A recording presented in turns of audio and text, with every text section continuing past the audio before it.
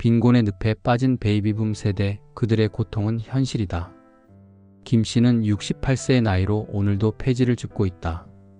젊은 시절 그는 대한민국의 경제 성장의 주역이었다.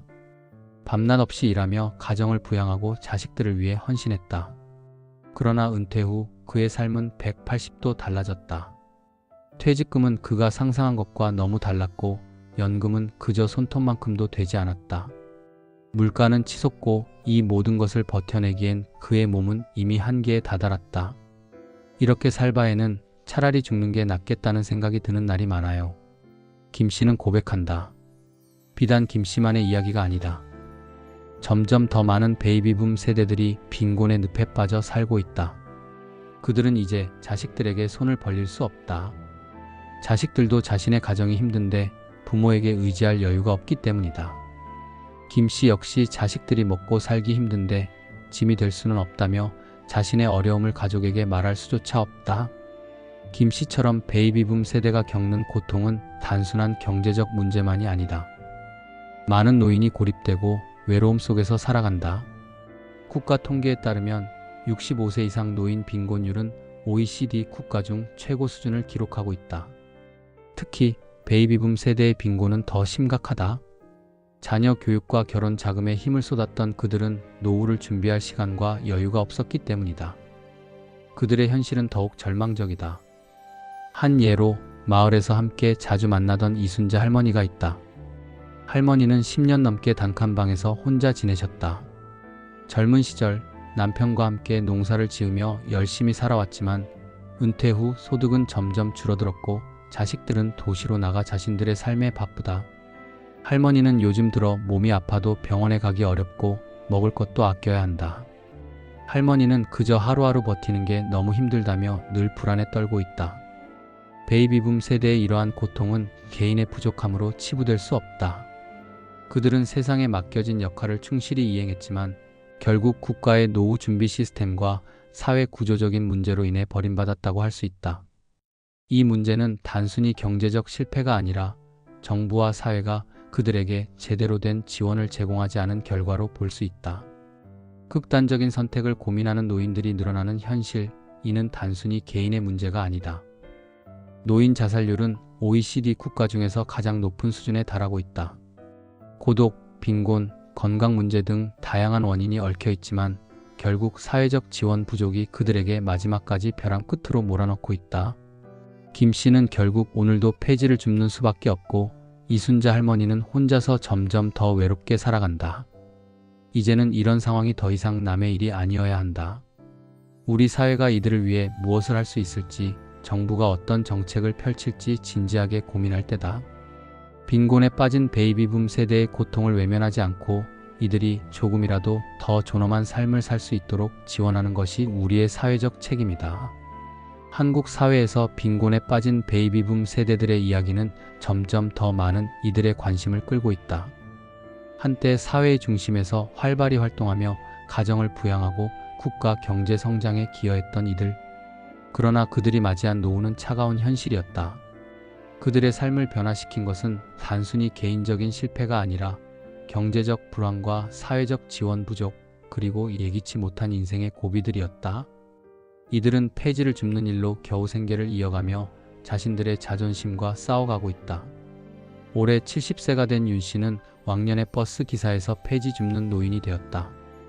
윤 씨는 30년 넘게 버스 기사로 일하며 수많은 승객들의 안전을 책임졌던 사람이다. 그러나 IMF 외환위기로 그의 삶은 180도 달라졌다. IMF 때 그의 직장이 망하면서 하루아침에 실업자가 된 윤 씨는 퇴직금도 자녀들의 학비와 생활비로 모두 소진하게 되었다. 나이가 많아 새 직장을 구하기도 어려웠고 결국 그는 폐지를 줍는 일을 시작했다. 아직 몸은 건강하지만 일할 곳이 없어요. 폐지라도 주어야 밥이라도 먹죠. 그의 핸들을 잡던 양손은 폐지를 줍느라 생긴 상처로 가득하였다.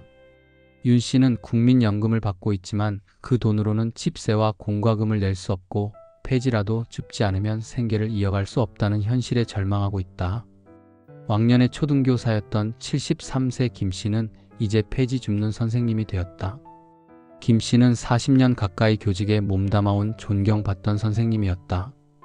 많은 제자들에게 지식과 인성을 가르친 그는 존경받는 교사였지만 남편의 사업 실패와 자녀들의 학비 부담으로 일시금으로 받은 퇴직금을 노후 자금으로 쓰려고 했으나 전부 날아갔다. 퇴직 후 준비되지 않은 노후에 충격을 받은 김 씨는 폐지를 줍는 일을 시작하게 되었다. 선생님이 폐지를 줍는다는 게 부끄럽지만 어쩔 수 없어요. 이렇게라도 하지 않으면 굶어 죽어요. 김 씨의 자존심은 눈물로 씻겨버렸고 그는 매일 폐지를 모으며 생계를 유지하고 있다. 이 씨는 나이가 80세인 왕년에 잘 나가던 간호사 출신이다. 그러나 현재는 리어카를 끌고 골목을 다니는 노후를 보내고 있다. 이 씨는 젊은 시절 병원에서 환자들을 돌보던 헌신적인 간호사였다. 그러나 남편의 갑작스러운 죽음과 자녀들의 경제적 어려움으로 노후 준비를 전혀 하지 못했다. 그는 리어카를 끌고 다니며 폐지를 주워 고물상에 팔고 그 돈으로 생활비를 마련하고 있다. 내가 이렇게 나이 들어서까지 폐지를 줍게 될 줄 몰랐어요. 하지만 그만큼 삶이 힘들고 다른 방법이 없어요. 이 씨는 비록 힘든 상황에 놓였지만 삶을 포기하지 않고 매일 새벽부터 폐지를 모은다. 폐지 줍는 노인들의 공통된 현실은 이렇다. 윤 씨, 김 씨, 이 씨는 모두 고령에 접어든 후 생계를 유지하기 위해 폐지를 줍는 처지가 되었다. 그들은 각기 다른 이유로 노후 준비를 제대로 하지 못했지만 공통적으로 겪고 있는 것은 빈곤과 고독, 그리고 삶을 지탱하기 위한 끝없는 노력이다. 이들은 하루하루를 버티며 노후의 빈곤을 벗어나고자 싸우고 있지만 사회적 지원이 부족하고 그들이 겪는 고통을 이해해주는 이가 많지 않다. 이처럼 우리 사회에서 점점 더 많은 베이비붐 세대들이 빈곤의 늪에 빠져들고 있다. 이들은 더 이상 노후 준비가 부족한 개인이 아니라 사회적 구조의 문제로 인해 극단적인 상황에 몰린 세대가 된 것이다. 사회 전체의 관심과 노력이 필요하다. 정부의 정책이 이들을 위한 실질적인 도움으로 이어지지 않으면 이러한 사연들은 계속해서 반복될 수밖에 없다. 베이비붐 세대가 존엄하게 노후를 보낼 수 있도록 우리 모두의 관심과 노력이 절실하다. 어려운 상황에 처한 어르신들을 위한 현재 운영되고 있는 지원 제도가 있다. 우리 사회에는 어려운 상황에 처한 어르신들을 돕기 위한 여러 지원 제도가 마련되어 있다. 이 제도들을 잘 활용하면 조금이나마 더 나은 삶을 살아갈 수 있는 기회를 가질 수 있다. 1. 기초연금. 혼자 사는 어르신들이라면 기초연금을 신청해 매달 일정 금액을 받을 수 있습니다. 이 돈은 생활비에 큰 도움이 될 수 있으며 기본적인 생활을 유지하는 데 보탬이 될 것입니다. 기초연금은 신청만 하면 받을 수 있기 때문에 해당 조건을 갖추고 있다면 반드시 신청해 보세요.